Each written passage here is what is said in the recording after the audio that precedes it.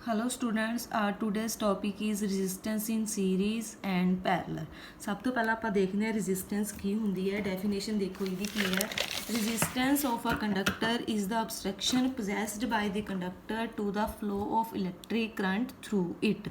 ਜਦੋਂ ਕਿਸੇ ਕੰਡਕਟਰ ਦੇ ਵਿੱਚੋਂ ਇਲੈਕਟ੍ਰਿਕ ਕਰੰਟ ਪਾਸ ਹੋ ਰਿਹਾ ਹੈ ਤਾਂ ਕੰਡਕਟਰ ਦੁਆਰਾ ਉਸ ਇਲੈਕਟ੍ਰਿਕ ਕਰੰਟ ਨੂੰ ਜਿਹੜੀ ਰੁਕਾਵਟ ਦਿੱਤੀ ਜਾਂਦੀ ਹੈ ਫਲੋ ਕਰਨ ਦੇ ਵਿੱਚ, ਉਸ ਰੁਕਾਵਟ ਨੂੰ ਆਪਾਂ ਕੀ ਕਹਿ ਦਿੰਦੇ ਆ, ਰੈਜ਼ਿਸਟੈਂਸ। ਉਸ obstruction ਨੂੰ ਆਪਾਂ ਕੀ ਕਹਿ ਦਿੰਦੇ ਆ, ਰੈਜ਼ਿਸਟੈਂਸ ਆਫ ਅ ਕੰਡਕਟਰ।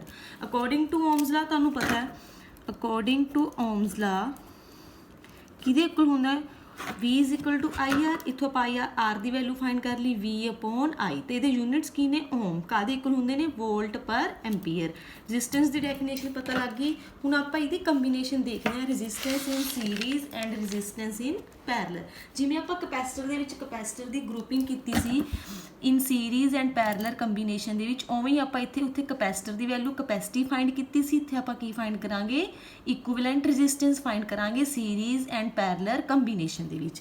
ਸਭ ਤੋਂ ਪਹਿਲਾਂ ਆਪਾਂ ਦੇਖਦੇ ਹਾਂ ਰੈਜ਼ਿਸਟੈਂਸ ਇਨ ਸੀਰੀਜ਼। ਡੈਫੀਨੇਸ਼ਨ ਦੇਖੋ, resistors are said to be connected in series if same current is flowing through each resistor। ਕਹਿੰਦਾ resistors ਨੂੰ ਕਿਹਾ ਜਾਊਗਾ ਵੀ ਸੀਰੀਜ਼ ਦੇ ਵਿੱਚ ਕਨੈਕਟਡ ਨੇ ਕਦੋਂ, ਜਦੋਂ ਹਰ ਰਜਿਸਟਰ ਦੇ ਵਿੱਚੋਂ ਕੀ ਕਰੰਟ ਫਲੋ ਕਰੂਗਾ, ਸੇਮ ਕਰੰਟ ਫਲੋ ਕਰੂਗਾ। when some potential difference is applied across the combination।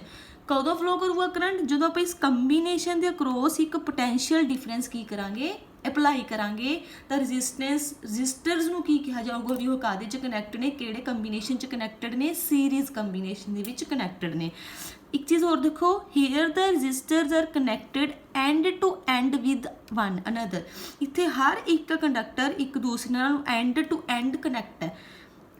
R1 the and point R2 ਦੇ ਸਟਾਰਟਿੰਗ ਨਾਲ, R2 the and point R3 ਦੇ ਸਟਾਰਟਿੰਗ ਨਾਲ, ਅਗੇਨ ਸੋ ਔਨ। ਤੇ ਇੱਥੇ ਕੋਈ ਜੰਕਸ਼ਨ ਨਹੀਂ ਹੁੰਦਾ, ਸਮੂਥਲੀ ਇੱਕ ਦੂਸਰੇ ਨਾਲ ਕੀ ਕੀਤੇ ਹੋਏ ਨੇ, ਆਪਾਂ ਨੇ ਕਨੈਕਟ ਕੀਤੇ ਹੋਏ ਨੇ। ਇਹ ਸੀ ਇਹਦੀ ਡੈਫੀਨੇਸ਼ਨ ਰੈਜ਼ਿਸਟੈਂਸ ਇਨ ਸੀਰੀਜ਼। ਨੈਕਸਟ ਹੁਣ ਆਪਾਂ ਇਹਦਾ ਵੈਲਿਊ ਫਾਈਂਡ ਕਰਦੇ ਹਾਂ ਰੈਜ਼ਿਸਟੈਂਸ ਦੀ। ਆਪਾਂ ਨੇ ਤਿੰਨ ਰਜਿਸਟਰ ਲੈ ਲਏ, R1 R2 R3, ਤੇ ਜਿਹੜੇ ਕਾਹਦੇ 'ਚ ਕਨੈਕਟਡ ਨੇ, ਸੀਰੀਜ਼ ਕੰਬੀਨੇਸ਼ਨ ਦੇ ਵਿੱਚ ਨੇ। ਤੇ ਆਪਾਂ ਨੇ A ਤੇ B ਦੇ ਅਕਰੋਸ ਆਪਾਂ ਨੇ ਇੱਕ ਪੋਟੈਂਸ਼ੀਅਲ ਰਿਫਰੈਂਸ ਅਪਲਾਈ ਕੀਤਾ ਹੈ, V ਵੋਲਟ। ਕਾਹਦੇ ਨਾਲ ਅਪਲਾਈ ਕੀਤਾ, ਉਹ ਕਿਹਦੀ ਹੈਲਪ ਨਾਲ, ਬੈਟਰੀ ਦੀ ਹੈਲਪ ਨਾਲ। ਨੈਕਸਟ ਕਹਿੰਦਾ ਕਰੰਟ ਤਾਂ ਤੁਹਾਨੂੰ ਪਤਾ ਹੀ ਹੈ, ਸਾਰੇ ਸਰਕਿਟ ਦੇ ਵਿੱਚੋਂ ਕੀ ਫਲੋ ਕਰੂਗਾ, ਸੇਮ ਫਲੋ ਕਰੂਗਾ I। ਪਰ ਹਰ ਰਜਿਸਟਰ ਦੇ ਅਕਰੋਸ ਵੋਲਟੇਜ ਕੀ ਹੋਊਗੀ, ਵੱਖਰੀ ਵੱਖਰੀ ਹੋਊਗੀ। ਉਹ ਕਿੰਨੀ ਮੰਨ ਲਈ ਆਪਾਂ ਨੇ, let V1 V2 and V3 be ਦਾ potential difference across R1 R2 and R3। Next ਹੁਣ ਆਪਾਂ ਇਹਦੀ ਡੈਰੀਵੇਸ਼ਨ ਕਰਨ ਲੱਗੇ ਹਾਂ। According to Ohm's law, V is equal to ਕਾਹਦੇ ਹੁੰਦਾ, IR। V1 ਦੀ ਵੈਲਿਊ ਫਾਈਂਡ ਕਰ ਲਈਏ, I ਕਰੰਟ ਸੇਮ ਹੈ, ਰਜਿਸਟਰ V1 ਕਿਹੜੇ ਰਜਿਸਟਰ ਦੇ ਕ੍ਰੋਸ ਹੈ, R1 ਦੇ। Similarly V2 is equal to I R2 V3 is equal to I R3। Total voltage ਕਾਹਦੇ ਇਕੁਅਲ ਹੋਊਗੀ, ਤਿੰਨੇ ਵੋਲਟੇਜ ਜਿਹੜੇ ਵੱਖਰੇ ਵੱਖਰੇ ਰਜਿਸਟਰਸ ਦੇ ਅਕਰੋਸ ਵੀ ਉਹਨਾਂ ਦਾ plus V1 V2 V3। V1 ਦੀ ਵੈਲਿਊ ਪੁੱਟ ਕਰਤੀ, V2 the value and V3 the value. Next I common ਆ ਰਿਹਾ ਤਿੰਨਾਂ ਦੇ ਵਿੱਚੋਂ, ਤਾਂ ਆਪਣੇ ਕੋਲ ਵੈਲਿਊ ਆ ਗਈ V is equal to I R1 R2 and R3। ਇਹਨੂੰ ਆਪਾਂ ਦੇ ਦਿੰਦੇ ਹਾਂ ਇਕੁਏਸ਼ਨ ਨੰਬਰ 1। ਨੈਕਸਟ ਕਹਿੰਦਾ ਹੁਣ ਆਪਾਂ ਨੇ ਇੱਕ RS ਲੈ ਲਿਆ, ਉਹ ਕੀ ਹੈ, equivalent resistance of given series combination. ਦੇਖੋ ਇਹਨਾਂ ਤਿੰਨਾਂ ਦੀ ਜਗ੍ਹਾ ਤੇ ਮੈਨੂੰ ਹੁਣ ਇੱਕ ਇਕੁਇਵਲੈਂਟ ਰੈਜ਼ਿਸਟੈਂਸ ਲੈ ਲਿਆ, ਜਿਹਨੂੰ ਕੀ ਮੰਨ ਲਿਆ, RS। ਤਾਂ according to Ohm's law, V equal to I RS। ਇਸ ਇਕੁਏਸ਼ਨ ਨੰਬਰ ਨੂੰ ਨੰਬਰ ਦਿੱਤਾ 2। From equation 1 and 2 V equation same ਹੋ ਜਾਣਗੀਆਂ। ਤਾਂ I RS is equal to I R1, common ਨਿਕਲ ਜੂਗਾ, ਕੋਮਨ ਨਿਕਲਿਆ ਹੋਇਆ ਪਹਿਲਾਂ ਹੀ, sorry, R1 plus R2 plus R3। I ਨਾਲ I ਆਪਣਾ ਕੀ ਹੋ ਜੂਗਾ, ਕੈਂਸਲ। ਤਾਂ RS ਕਾਹਦੇ ਇਕੁਅਲ ਆ ਗਿਆ, R1 R2 plus R1 plus R2 plus R3। ਹੁਣ ਇੱਥੋਂ ਆਪਾਂ ਨੂੰ ਕੀ ਪਤਾ ਲੱਗ ਰਿਹਾ ਹੈ, ਦਸ ਇਕੁਇਵਲੈਂਟ ਰੈਜ਼ਿਸਟੈਂਸ, ਇਕੁਇਵਲੈਂਟ ਰੈਜ਼ਿਸਟੈਂਸ ਹੈ ਨਾ RS, ਦਸ equivalent resistance of a number of resistors. ਜਿਹੜੀ ਇਹ ਇਕੁਇਵਲੈਂਟ ਰੈਜ਼ਿਸਟੈਂਸ ਹੈ ਕਾਫੀ ਸਾਰੇ ਰੈਜ਼ਿਸਟਰਸ ਦੀ ਹੈ, ਤੇ ਕਨੈਕਟਡ ਕਾਹਦੇ ਨੇ, ਉਹ ਸੀਰੀਜ਼ ਕੰਬੀਨੇਸ਼ਨਸ। ਤੇ ਕਿਹਦੇ ਇਕੁਅਲ ਆ ਰਹੀ, ਉਹ is equal to sum of individual ਰੈਜ਼ਿਸਟੈਂਸਿਸ।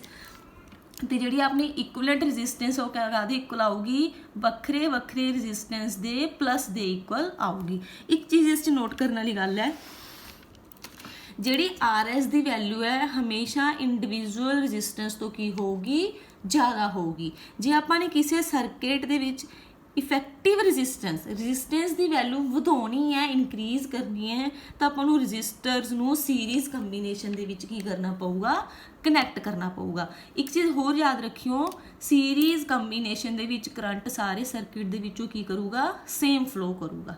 ਇਹ ਸੀ ਆਪਣੇ ਕੋਲ ਰੈਜ਼ਿਸਟੈਂਸ ਇਨ ਸੀਰੀਜ਼। ਕਪੈਸਿਟਰ ਦੇ ਵਿੱਚ ਇਸ ਤੋਂ ਆਪੋਜ਼ਿਟ ਆਇਆ ਸੀ।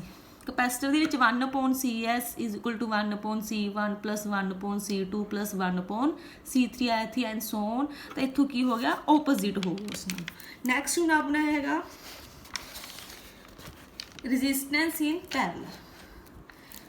बड़ा सौखा टॉपिक है राजे। डेफिनेशन देखो, resistors are said to be connected in parallel if potential difference across each of them is same। कहता resistors उदों पैरलर ਦੇ ਵਿੱਚ ਕਨੈਕਟ ਹੋਣਗੇ ਜਦੋਂ ਸਾਰੇ resistors ਦੇ across potential difference ਕੀ ਹੋਊਗਾ, ਸੇਮ ਹੋਊਗਾ। ਤੇ ਜਿਹੜਾ ਸੇਮ ਪੋਟੈਂਸ਼ੀਅਲ ਡਿਫਰੈਂਸ ਹੈ ਹਰ ਰਜਿਸਟਰ ਦੇ ਅਕਰੋਸ, ਉਹ ਕਿਸ ਵੈਲਿਊ ਦੇ ਇਕੁਅਲ ਹੋਊਗਾ, ਜਿੰਨਾ ਪੋਟੈਂਸ਼ੀਅਲ ਡਿਫਰੈਂਸ ਆਪਾਂ ਅਪਲਾਈ ਕਰ ਰਹੇ ਹਾਂ, ਜਿੰਨਾ ਆਪਾਂ ਉਹਨੂੰ ਦੇ ਰਹੇ ਹਾਂ ਕੋਈ ਬੈਟਰੀ ਲਗਾ ਕੇ, ਉਹਦੇ ਇਕੁਅਲ ਹੋਊਗਾ।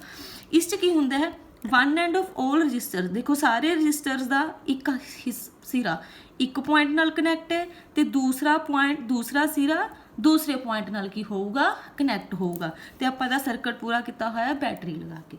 ਹੁਣ ਮੈਨੇ ਮੰਨ ਲਿਆ ਕਹਿੰਦਾ V ਪੋਟੈਂਸ਼ੀਅਲ ਡਿਫਰੈਂਸ ਹੈ B ਦੇ ਅਕਰੋਸ, I ਕਰੰਟ ਮੇਨ ਕਰੰਟ ਹੈ। I ਕਰੰਟ ਸਰਕਟ 'ਚੋਂ ਆਪਾਂ ਨੇ ਜਦੋਂ ਫਲੋ ਕਰ ਰਿਹਾ, ਪਰ ਇਸ ਪੁਆਇੰਟ ਤੇ ਜਾ ਕੇ ਕਰੰਟ ਕੀ ਹੋ ਜਾਊਗਾ, ਡਿਵਾਈਡ ਹੋ ਜਾਊਗਾ। I1 I2 I3 registers ਅਕਰੋਸ R1 R2 and R3। ਤਾਂ ਟੋਟਲ ਕਰੰਟ ਕਾਹਦੇ ਇਕੁਅਲ ਹੋ ਜਾਊਗਾ, I is equal to I1 plus I2 plus I3। इस इक्वेशन ਨੂੰ मैंने नंबर देता इक्वेशन नंबर 1। देखो वोल्टेज सेम है तो V कादे कोल ਹੁੰਦਾ IR, इत्थे करंट डिफरेंट है रजिस्टर्स दे क्रॉस, ਵੱਖਰੇ ਵੱਖਰੇ रजिस्टर्स दे क्रॉस। ਤਾਂ ਆਪਣੇ ਕੋਲ ਕੀ ਆ ਜਾਊਗਾ, V is equal to I1 R1, ਜਾਂ ਫਿਰ ਆਪਾਂ ਦੂਸਰਾ ਕੀ ਲਿਖ ਸਕਦੇ ਹਾਂ, V is equal to I2 R2 and V is equal to I3 R3। ਤਾਂ मैंने ਸਿੱਧਾ ਇਹਨਾਂ ਨੂੰ ਤਿੰਨਾਂ ਨੂੰ ਆਪਸ ਵਿੱਚ ਕੀ ਲਿਖਤਾ, ਇਕੁਅਲ ਲਿਖਤਾ। ਨੈਕਸਟ ਇਸ ਇਕੁਏਸ਼ਨਸ ਤੋਂ ਜਿਹੜੀ ਆਪਾਂ ਨੇ ਲਿਖੀਆਂ ਨੇ, ਇੱਥੋਂ ਆਪਾਂ ਕਾਹਦੀ ਵੈਲਿਊ ਫਾਈਂਡ ਕਰਾਂਗੇ, ਆਪਾਂ ਨੂੰ ਚਾਹੀਦੀ ਕਾਹਦੀ ਹੈ, I1 I2 ਐਂਡ I3 ਦੀ, ਉਹ ਆਪਾਂ ਨੂੰ ਇੱਥੋਂ ਮਿਲ ਜੂਗੀ। ਦੇਖੋ I1 V/R1, I2 V/R2, I3 V/R3। ਇਹ ਸਾਰੀਆਂ ਵੈਲਿਊਜ਼ ਆਪਾਂ ਕਾਹਦੇ 'ਚ ਪੁੱਟ ਕਰਾਂਗੇ, I is equal to I1 I2 I3, ਜਿਹੜੀ ਆਪਣੀ ਇਕੁਏਸ਼ਨ ਨੰਬਰ 1 ਸੀ। ਪੁੱਟ ਕੀਤਾ ਤਾਂ ਆਪਣੇ ਕੋਲ ਆ ਗਿਆ V/R1 V/R2 ਪਲਸ V/R3।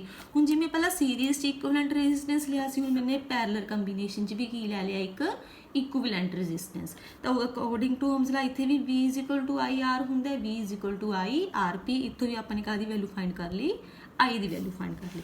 ਹੁਣ ਇਕੁਏਸ਼ਨ ਨੰਬਰ 2, ਇਸ ਨੂੰ ਨੰਬਰ ਦਿੱਤਾ ਸੀ 3।